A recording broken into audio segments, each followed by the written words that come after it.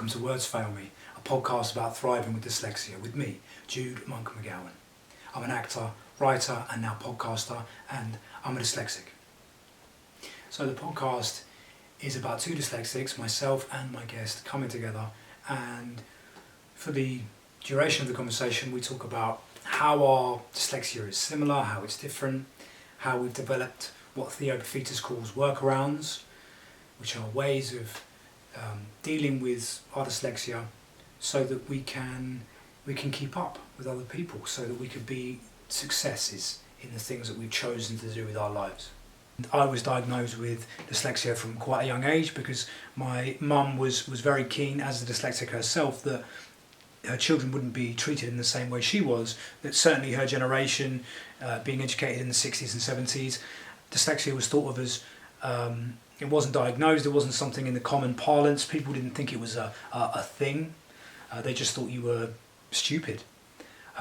And I got help from quite a young age, and even though I didn't want to feel different, because lots of children don't, most children don't, I did acknowledge that I had issues. I was certainly slower at comprehending things than my classmates, but that sort of didn't tally with my experience of them. I didn't feel like I was any less intelligent. I felt like there was something going on, and if I kept going and used the workarounds that I was being helped to develop, then I could catch up with other people, and that is what happened.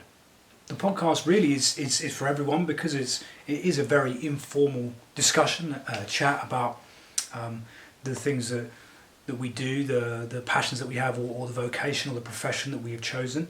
But what I would love is for it to be an educational tool for teachers, but something that serves as inspiration for young people or people who have been diagnosed or come to their diagnosis a little bit later on in life,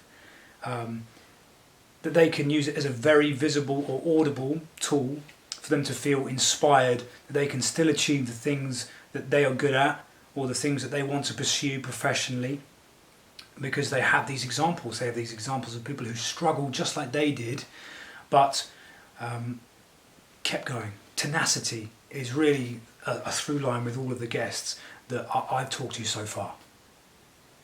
So our guests, we have businessman Theo Paphitis, Chris Robshaw, former captain of England, rugby. We have the author Sally Gardner. We have the MP Peter Kyle.